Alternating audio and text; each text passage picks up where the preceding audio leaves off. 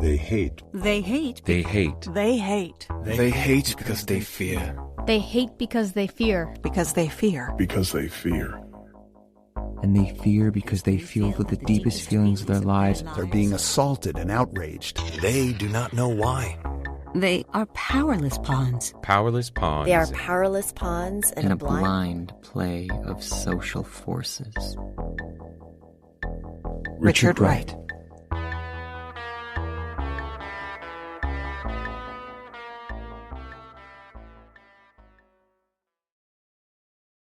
Before we begin the show, as this is the last episode of the season, I want to talk to you for a second. Okay, I'll do the talking. You can just listen. First, thank you for listening. Thank you, thank you, thank you. These stories have been a part of me for years, so to bring them new life in audio form has been such a treat. And I cannot believe the cast that I got for this show. Eventually, these stories will be films, or at least some of them will. So stay tuned for that. At this point, the Season 3 writing contest has wrapped up, and our team is busy reading all of the entries to choose new episodes for the next season. We're hoping that Season 3 will be streaming by the end of the year. But we need your help to make that a reality. We rely on our faithful listeners to follow, rate, and review the show on your podcast app. Click the follow button, give us 5 stars, leave a brief review. The podcast gods only know we are worthy if you make these small sacrifices. If you've already rated the show, ask a friend to do it.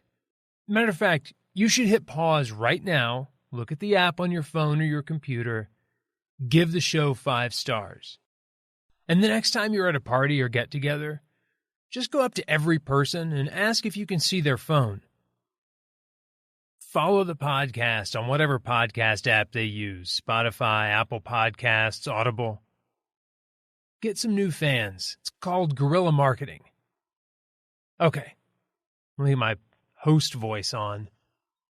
Here goes. From Mauhaus Productions, A Blind Play of Social Forces. Episode 20. 10 seconds. Part 1. Harris Arlington.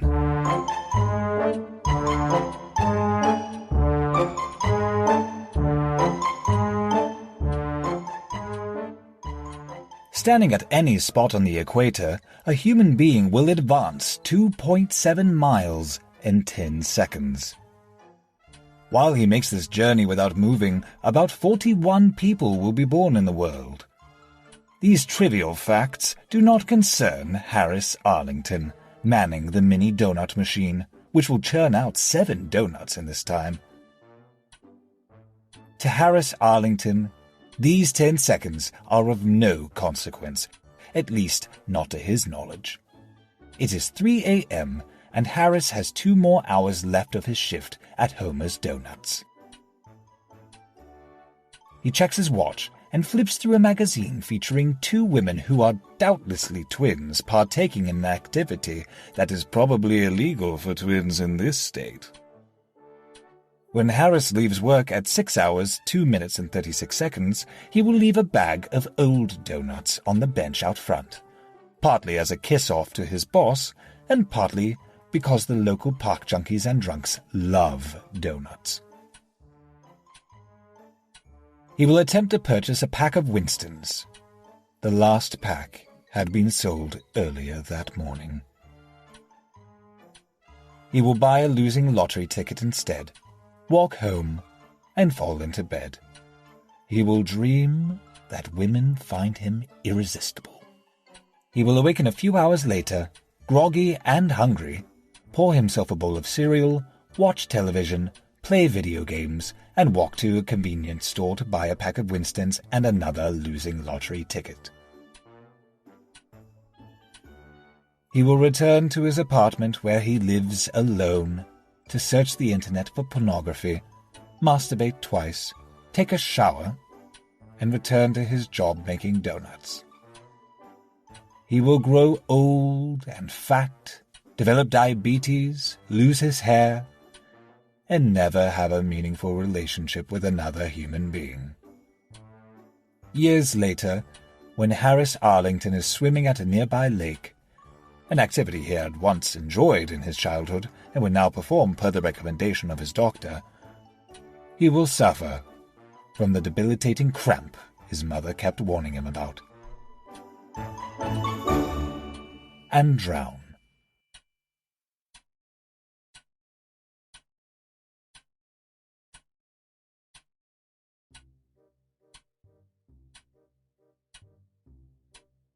Part 2.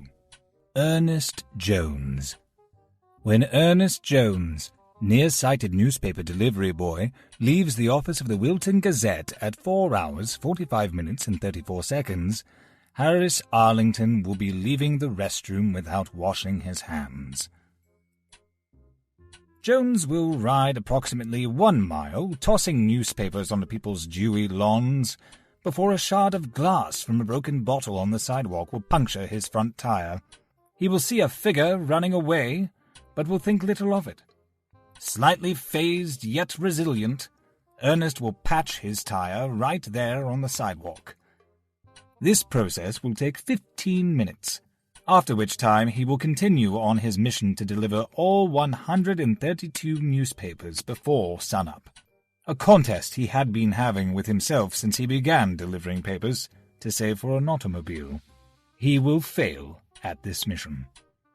The pink light shining on the signs marking the intersection of Wells and Green, just 2 blocks from his final drop, will inform young Ernest that because of his delay, he will not finish his deliveries on time. A bump in the sidewalk will cause him to choke on his chewing gum, which he will then, luckily, eject from his mouth.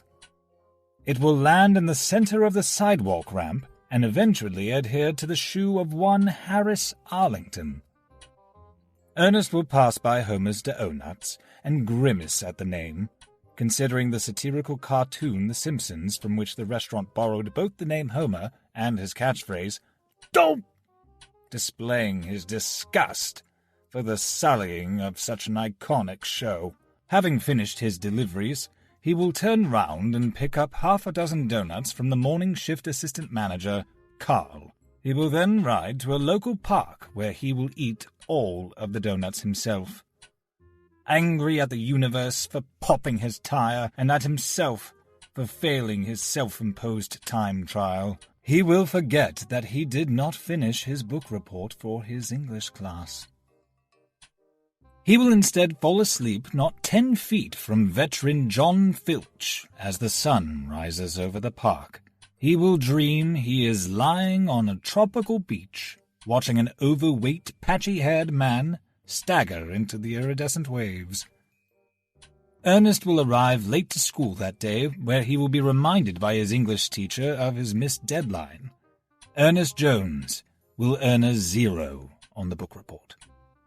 Incidentally, had his teacher finished his morning jog just 10 seconds earlier, he would not have dropped his coffee pot and would therefore have not been in an unforgiving mood that day.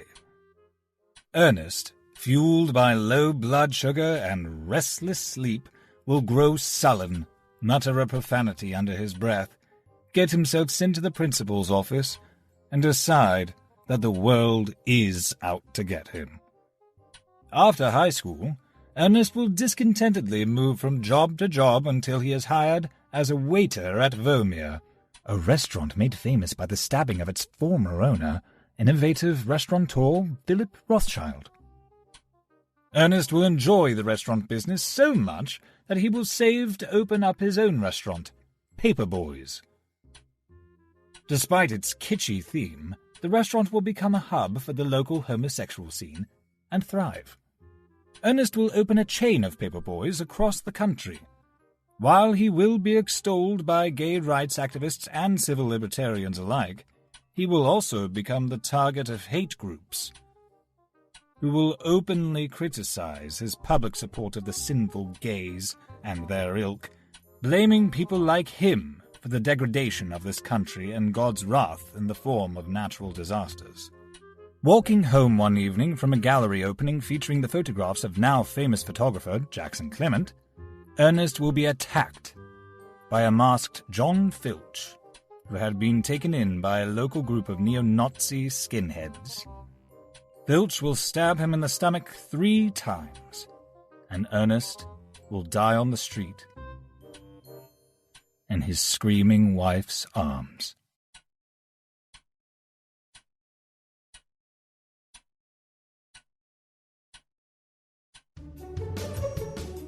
Part 3.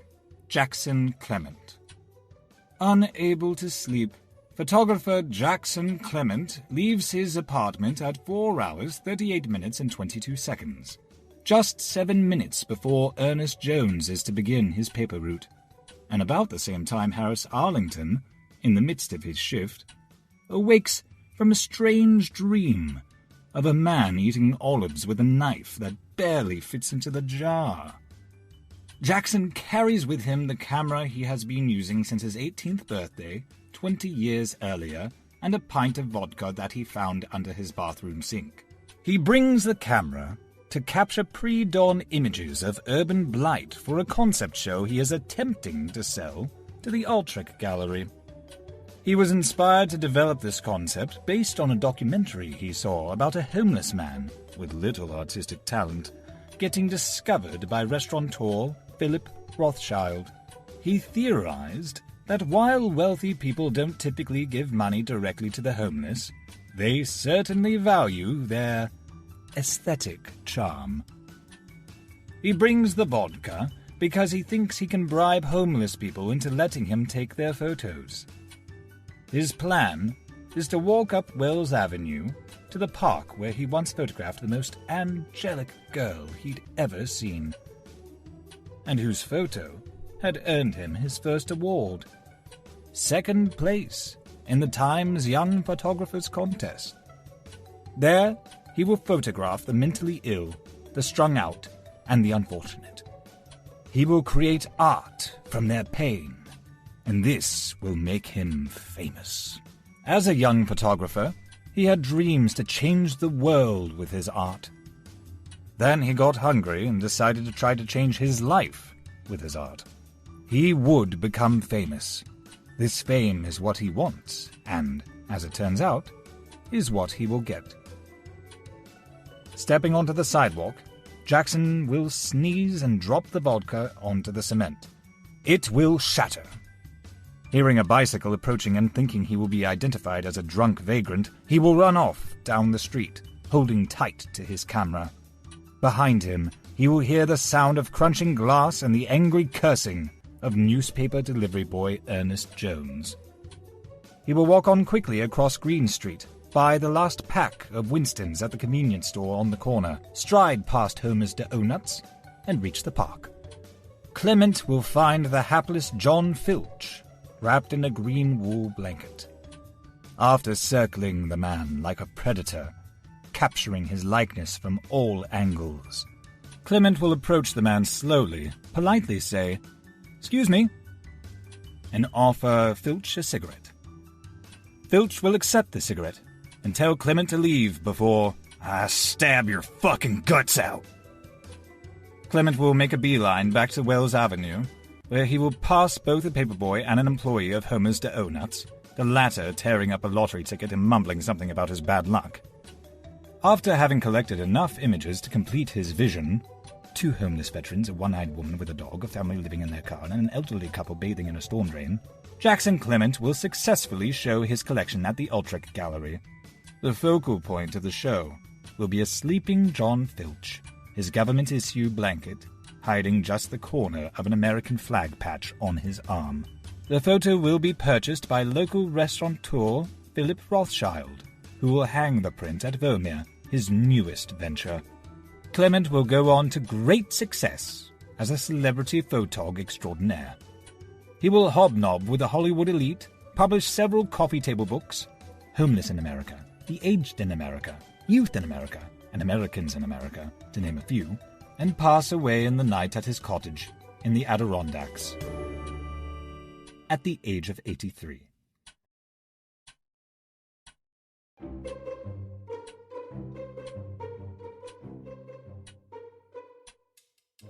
10 seconds later.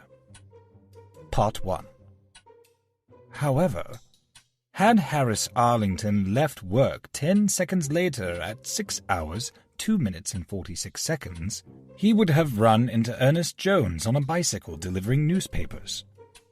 Jones would normally have been at that spot 15 minutes earlier, but a flat tire prevented his punctuality. As for Harris, he would have been knocked backward onto the sidewalk where he would have seen that his shoe was untied.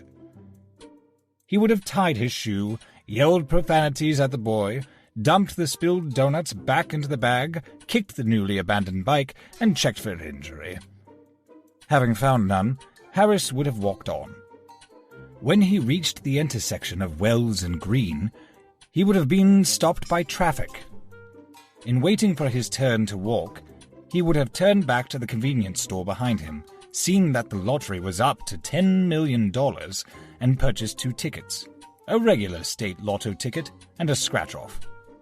This scratch-off ticket would have been worth $25,000. Harris Arlington would have learned this immediately and thus completely forgotten that he had also intended to purchase cigarettes. He would not have returned to his job at Homer's. He would have instead purchased a ticket to Thailand, a country he had been fascinated by since a high school friend showed him a dirty deck of cards his father had brought back, where he would have lived relatively comfortably as a telemarketer, selling anatomically correct, life-sized sex dolls that resembled children. Eventually, having spent the greater portion of his hourly wages on mostly anatomically correct living prostitutes, he would have first lost his virginity, and secondly contracted syphilis. Due to his complete ignorance of sexually transmitted diseases, born of his mother's fear that sex education would tempt her son to perform lewd acts. His disease would have gone untreated until, in a demented and partially blind state, Harris Arlington would have walked into the pristine waters of Patong Beach and drowned.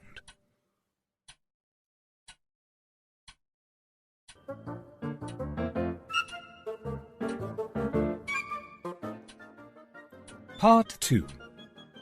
Had Ernest Jones begun his route 10 seconds later at 4 hours, 45 minutes and 44 seconds as Harris Arlington returned to the bathroom to wash his hands, Jones would have still run over the glass that would have cut his tire that would have caused him to be 15 minutes late.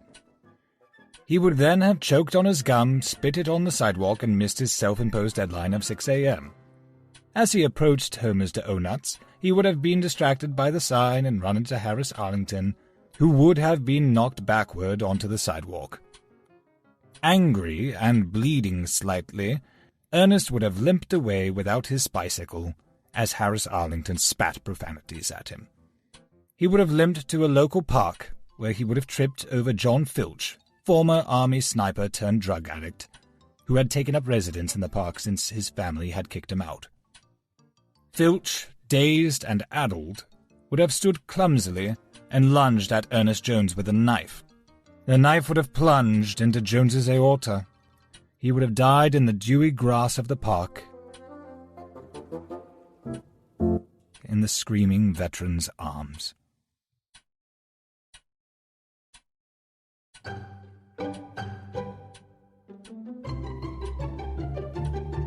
Part 3.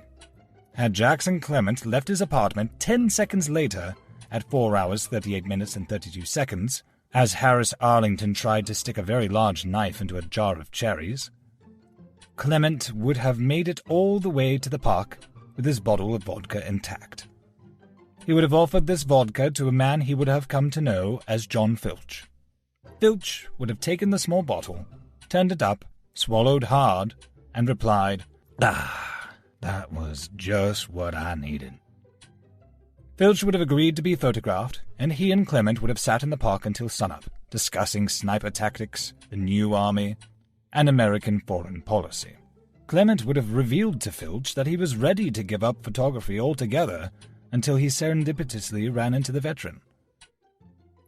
What he would have said was, "You saved me." Clement would have told Filch that he would be in touch. After a successful show at the Utrecht Gallery, Clement would once again meet Filch at a restaurant owned by Philip Rothschild. Jittery and wild-eyed, Filch would have told Clement that he had rather Clement had not taken his picture. What he would have said was, "I look like a fucking nut all blown up for these rich fuckers to mock and laugh at. You made me a fucking clown. I'm a goddamn hero and you made me a clown." What he would have not said, because he never could have known, was that had John Filch arrived 10 seconds earlier at the compound in Fallujah, he, and not his friend Will, would have taken a bullet to the chest. John would have bled out in Will's arms, and not the opposite. Taken aback and flustered by the raving veteran, Clement would have left his camera sitting on the bar. Later that night, returning to the restaurant after hours, Clement would have witnessed the stabbing death of Philip Rothschild by his subject, John Filch. He would not have been able to look away, nor would he have told a soul. He would have ignored his camera on the bar and walked home, vowing never to take another photograph as long as he lived. Clement would have obsessed over his abjured art and begun collecting coffee table photography books. Codex Seraphinianus, Fruits, Photo Booth, Dictator Style, and Lincoln Life Size, to name a few, that would have numbered well over 380 by the time he passed away in the night at his apartment in St. Louis, at the age of 83.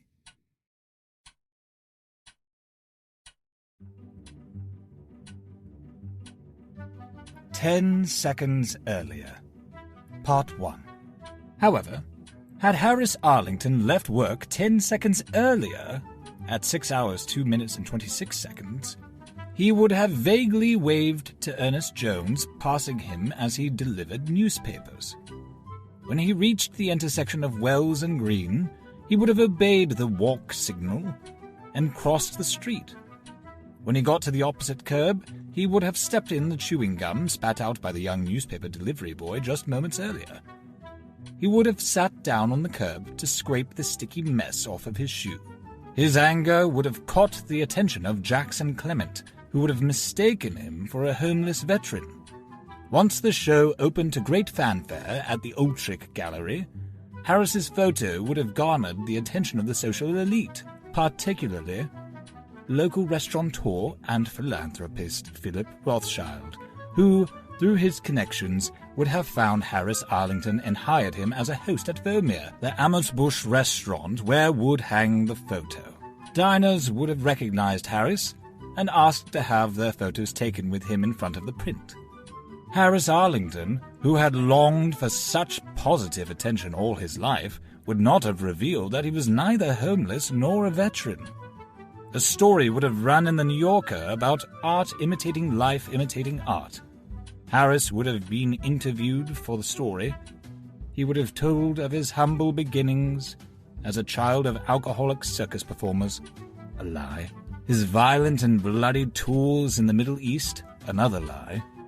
His sighting of Osama bin Laden, lie. His dark post-war days as a donut cook, a half-lie. And the events which led to his fame, true.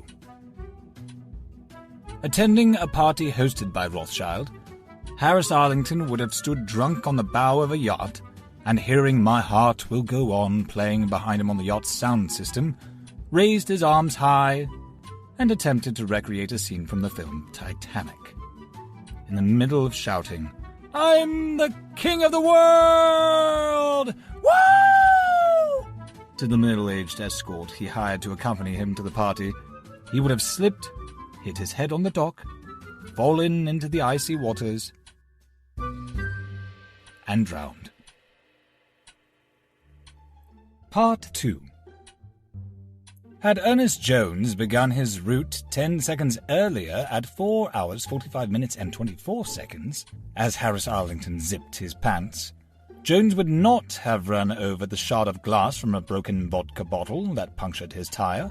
Instead, he would have, in the darkness, nearly run into the photographer Jackson Clement, Clement would have jumped backwards onto the street where he would have dropped his pint bottle of cheap vodka, leaving shards of glass to puncture the tires of passing cars. But not the bicycle tire of the young paperboy. When Ernest reached the intersection of Wells and Green, he would have slowed to check his watch, which would have informed him that he would finish his route much earlier than anticipated. Ernest would have passed by Homer's Donuts and smiled at the name, thinking it clever that the owners absconded with the name and catchphrase of the dim-witted patriarch of his favorite show, The Simpsons. Having finished his deliveries, he would have turned round and picked up a dozen donuts to take home. He would have been met at the counter by a very tired-looking Harris Arlington, who was upset that Carl, whose last name he could not pronounce, had not arrived to relieve him. Ernest would have told himself he would need energy to finish his book report on the 1924 novel Der Zauberberg, The Magic Mountain, by Thomas Mann, a difficult novel for anyone to grasp, let alone a teenage boy. Having earned an A on that report, Ernest would realize that perhaps he should continue working hard at school. He would have gone on later to graduate from high school with honors, attend a state university, study literature, and write a best-selling novel about a newspaper delivery boy. Paperboy would not only become popular among the plebeians, but would also garner critical praise as the existentialist novel of the 21st century. He would have been featured in Vanity Fair with photos by Jackson Clement, once famous for his raw portraits of the disenfranchised and marginalized, but now free to photograph celebrities, whom he tended to outfit in clothing resembling that of the disenfranchised and marginalized. Driven by his own achievement, Ernest Jones would go on to write 3 more novels, none of them achieving the success of the first. Embittered, he would wonder aloud at ill-attended signings why his talent seemed to have faded. Eventually, his publisher would cancel future signings, eating a late-night snack in the kitchen of his Lake Tahoe vacation home. Ernest Jones would have slipped on spilled orange juice and would have fallen onto the absurdly large carving knife he had purposefully and ironically chosen to eat olives out of a jar.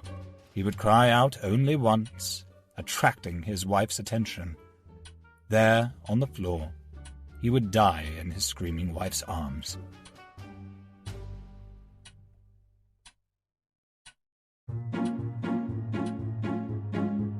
Part 3. Had Jackson Clement left his apartment 10 seconds earlier at 4 hours, 38 minutes and 12 seconds, as Harris Arlington entered the dingy employee bathroom of Homer's Donuts, Clement would have nearly been hit by distracted early morning jogger and public school English teacher Michael Joseph. Clement would have jumped backward and dropped his bottle of vodka into the street where it would have broken. He would then have walked on to a nearby convenience store where he would have purchased a pack of Winston cigarettes. Clement would have walked to the park, where he would have found a bearded man wrapped in a green wool blanket. Clement would have still approached the man slowly, still politely said, "Excuse me," and still offered the man a cigarette. The man would have accepted the cigarette and told Clement to leave before I stab your fucking guts out. Clement would have quickly backtracked down Wells Avenue where, at the corner of Green Street, he would have seen an angry homeless man in a ratty Homer's Donuts shirt screaming at his shoe and poking it with a stick. He would have circled the man like a predator, captured his likeness from all angles, approached the man slowly, politely said, "Excuse me," and offered the man a cigarette. The man would have accepted the cigarette and told Clement, "This is my brand." He would have later gone on to photograph his subject, Harris Arlington. It would turn out he was not a homeless veteran, but who really needed to know that? In a comfortable studio setting for a story run in the New Yorker about the aesthetics of the street. In the story, author Nancy Jensen would remark that the well-heeled ironically opened their wallets to purchase images of the downtrodden when they wouldn't give $10 to a starving child. Later that month, at a yacht party hosted by Philip Rothschild, Clement would have witnessed the drowning death of Arlington, but standing too far away would not know that was what he saw. until he read about Harris Arlington's floating corpse in the newspaper 2 days later. Clement would have been so intrigued by the subject of death that he would have attempted to abandon his art for a career photographing crime scenes for a forensic investigation unit. Unable to shake his fame, Clement would have published several crime scene coffee table books: Homicide in America, Suicide in America, Infanticide in America, An American Crime Scene, to name a few, and would have passed away in the night at his cabin in Alaska at the age of 83.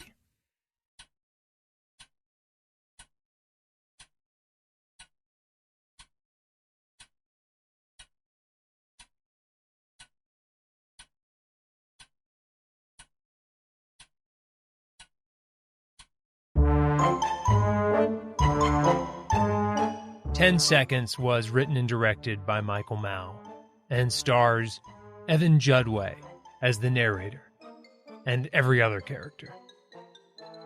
Music for this episode by Magnetic Trailer, Kevin MacLeod, Stephen O'Brien, Raphael Crux, Alexander Nakarada, and Trevor Tremaine, who also composed the theme music. Links to licenses are in the show notes. Geneva Hicks created the podcast cover art. Additional sound effects, courtesy of Pixabay. Writer, comedian, and actor Nina Dicker helped produce this episode. You can purchase her memoir, Tangerine Vagina. You know what? Just Google it. From work. Or you can click on the link in the show notes. Special thanks to Assistant Casting Director Annie Weaver. Oh, Annie, we made it through another season. Now let's read all the submissions for Season 3. As I said at the top of the show, we're hoping that Season 3 will be streaming by the end of the year, but we really do need your help to make that a reality. It still amazes me how much the simple acts of following, rating, and reviewing a podcast help it to grow an audience, to get sponsors, to have a budget. If you are listening and you haven't rated the show, please do so. You can find out more about our cast and crew at ablindplaypodcast.com or on Instagram at Mauhaus Productions. That's Mauhaus, Haus. You can also head over to tpublic.com/Mauhaus for some great pod swag. We have stickers, t-shirts, magnets, phone cases, pillows. Oh yeah, we have pillows with kitty cats on them. And Gina-engendered masks to cover up those lip tattoos. As this is the final episode of the season, I want to make sure I give thanks to everyone who supported the show by pledging to our Seed and Spark campaign. So here goes. J. Barton Mitchell, Stephen Chapman, Jason Raymer, Daniel Westcott, Adam Zope, Blake Fowler, Dustin Hornsby, Robert Galinsky, Andrea Hage, Wade Mitchell, Robert Mangum, Jamie McKenzie, Susan Elmore, Amanda Holt, Aaron May, Aaron Kerfoot, Faith Jennings, Tony Serecchia, Brad Painter, Missy Johnston, Reeve Hutchins, Sloane Scroggin, Annie Bruner Scott, Mike Labadia, and C.A. Holloway. While we don't have any more fictional stories for this season, I will be dropping some interviews with cast, crew, and fans. You can get these safely delivered to you without having to think about it if you just click the follow button on your app. All right, that's it. Now go back and start listening all over again. These stories take place in the same universe, and there are some Easter eggs. But may I also recommend any podcast from Pinball Productions. Oh, and then there's Let's Not Be Kidding. It's a great podcast. Midnight Burger, Second Act Actors, Missing Frames is a good one. Buried Truths, Solar, Mercury, a podcast of hope, and Everyman Theater's Resident Ghost Co. So many podcasts. As for me, I gotta get into character to record season 1 of Derelict. Agent Blaine is back, baby. Meow.